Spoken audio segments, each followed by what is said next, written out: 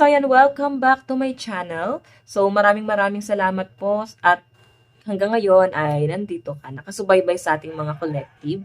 So titignan natin guys kung kanino po ba itong love reading. So bago tayo guys mag-start, maraming salamat sa iyo sa walang sawang pagsubaybay sa ating mga collective, no?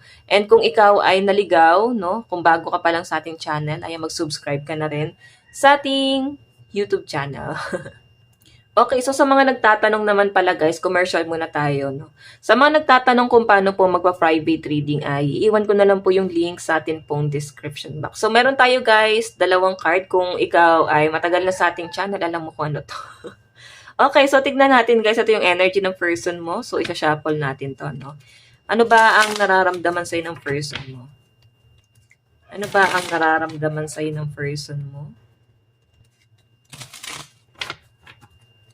Ano ba ang nararamdaman sa'yo ng person mo and kanina po itong energy nararamdaman ng person mo sa'yo? Okay. Ito naman kung ano yung nararamdaman mo sa person mo ngayon. Ano ang nararamdaman mo sa person mo and kanina pong mga energy to spirit guide. Ayan, kanina po itong energy.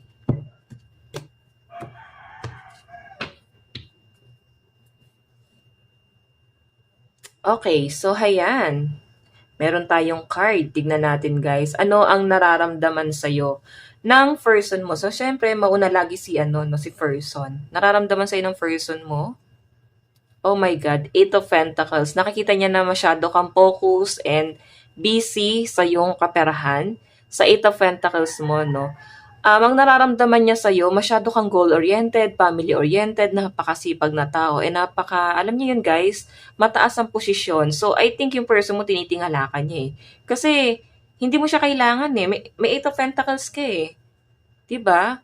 So, pag meron ka nito, ibig sabihin, tuloy-tuloy ang pasok ng pera sa'yo. So, I think yung person mo, tingin niya sa'yo, mataas kang tao. Okay? Pwede mong isettle lahat. Pwedeng masikaso. Actually, nakikita ka rin ng person mo na para bang gamay mo yung mga sitwasyon and naku-curious sa sayo. No? Curious. Yan, naku-curious yung person mo sa'yo dahil sa Eight of Pentacles na to. So, yung iba sa inyo guys, alam mo, sobrang manage mo yung pera mo, no? Kasi ganito yung nararamdaman sa inyo ng person mo. I think, sobrang busy mong tao. Oo, hindi ka ganun totally focused dito sa relationship na to. Siguro guys, minsan tinitignan ka ng person mo, tinitignan niya yung mga ganap sa'yo, may time ka na ba sa kanya? Oo, so tignan natin guys.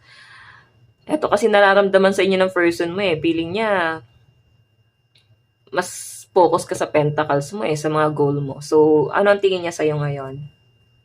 The moon. Ako, sinaktan mo siya. Parang ang tingin sa'yo, marami kang tinatago sa kanya.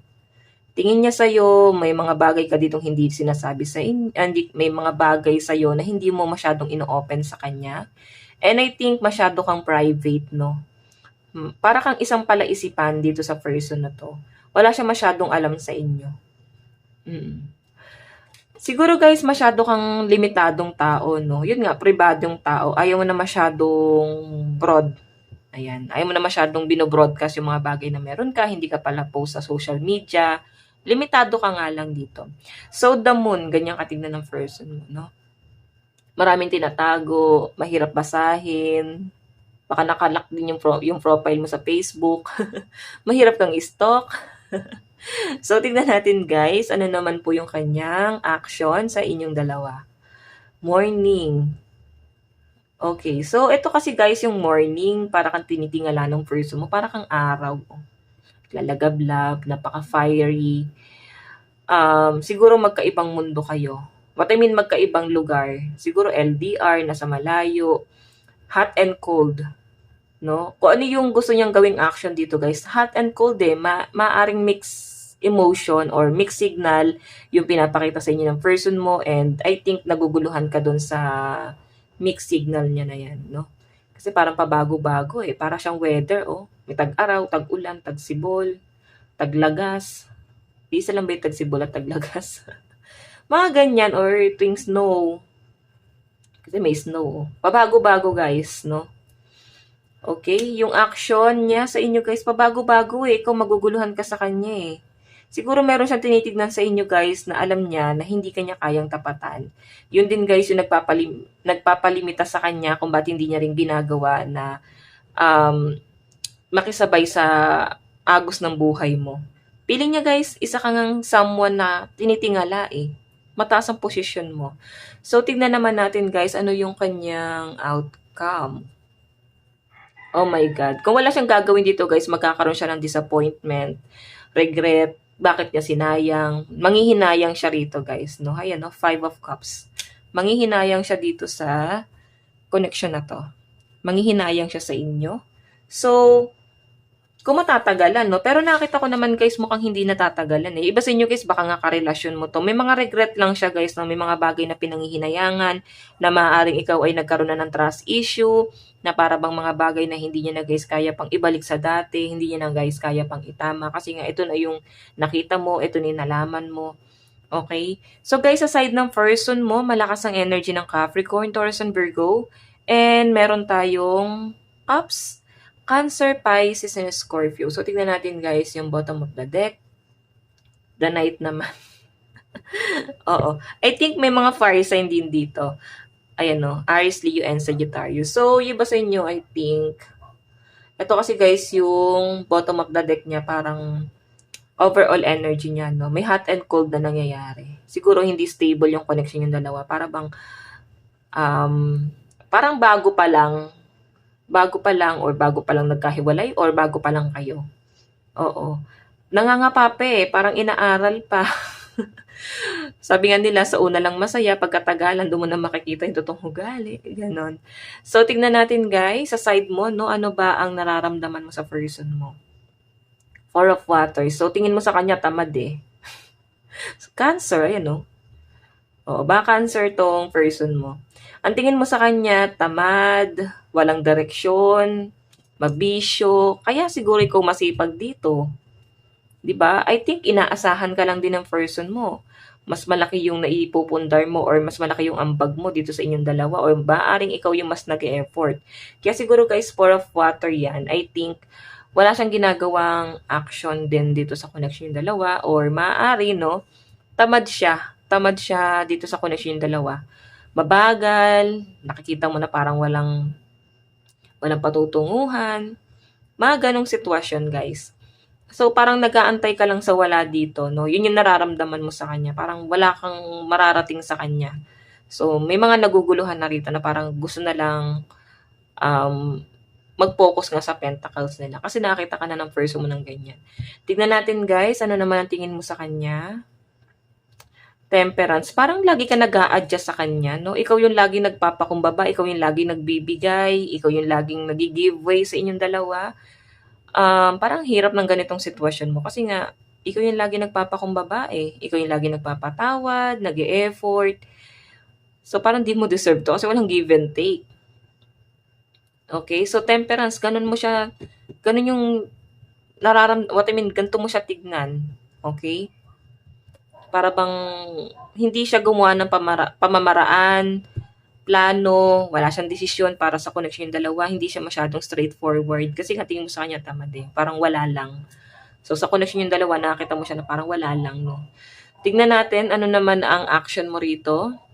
6 of Earth. So tingnan mo naman, para kang charity, no? Marami kang tinutulungan, hindi lang siya, pati mga nasa circle niya tinutulungan mo. Tapos, ang tingin pa rin sa'yo, parang witch. Ang tingin sa inyo, maaaring masama pa rin. Kasi 6 of Earth eh. 6 of Pentacles. Alam mo yung parang, bigay ka ng bigay. Hindi mo namamalaya na abuso ka na. Okay? So, mas malakas ang energy mo na para bang ikaw talaga yung nagbigay, no? Para kung babae ka, sugar mommy. Kung lalaki ka, sugar daddy. Diba? Parang ganun na yung labas mo eh. Kahit hindi ka naman, hindi naman ikaw ganun. Pero parang ganun na yung labas mo sa connection yung dalawa. So, tignan natin guys. Outcome. 5 of Earth. Ikaw ang masasaktan dito. May pagtatalo. Darating daw darating daw sa point na parang maniningil, no? Parang maghahanap ka na. Na parang bang, nasan na ako doon sa'yo? nagawa ko na yung part ko, ginagawa ko yung part ko, nag-e-effort ako para sa ating dalawa, pero nasan ako doon? Parang ganyan. May puwang ba ako? May puwesto ba ako diyan sa lugar na 'yan? So, mararamdaman mo 'to 'no, may pagtatalong magaganap sa inyong dalawa kaya nga may disappointment dito. Parang late na niya mare-realize, eh. Five of Cups, disappointment sa kanya or puwedeng meron siya dito guys, regret na mararamdaman. Okay, then wait nga guys, parang 'di pala ayos 'to. Ayan, so ayos na guys 'no. So, ito yung mararamdaman niya 'no, Five of Cups, huli niya na mare-realize yung worth mo, huli niya na mare-realize na parang kailangan ka pa talaga niya. Pero ikaw parang sugat-sugat ka na dito, napagod ka na. Parang napagod na ang pusong nagmahal lang ng sobra. Kasi Five of Earth guys, pagtatalo, marami ng tao ang gumigising sa inyo na hindi mo deserve 'to, pero hindi mo pinakikinggan kasi pinipiling mo pa ring ilaban or puwedeng may nakikita ka pa rin talagang chance na may potential itong relationship na 'to. Kahit guys, kahit parang wala na. Okay, so tignan natin love situation, ay love advice pala, what I mean. Meron tayong guilt. Don't let guilt get in the way of happiness. So, ikaw pa yung nagigilty rito, no? Ikaw pa, actually, yung person mo parang narcissistic, parang ginagaslight ka niya, kaya parang minamanipula ka niya, kaya parang ikaw yung nakaka-feel ng, nga, no, baka nga ako yung may mali. Ikaw yung lagi nagigilty.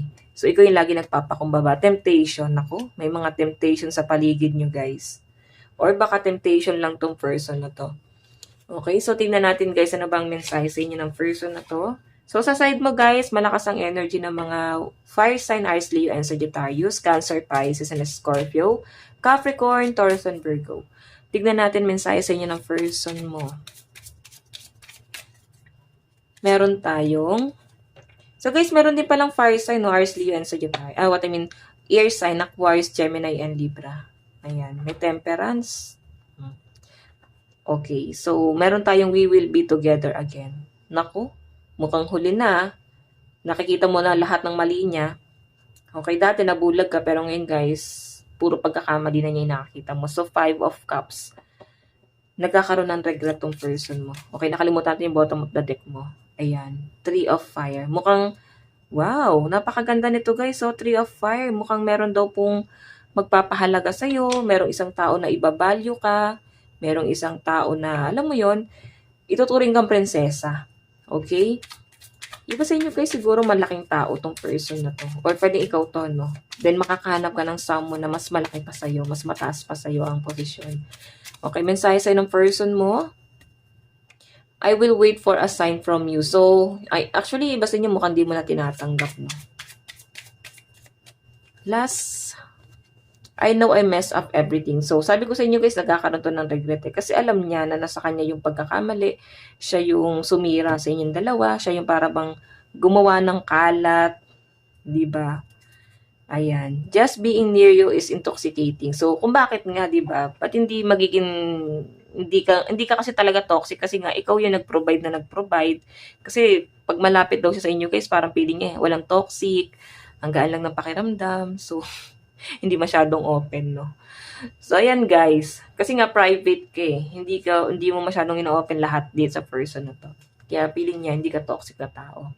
So, ayan guys. Ito lang naman po ang inyong reading. Hanggang sa muli. God bless and love you all. Thank you.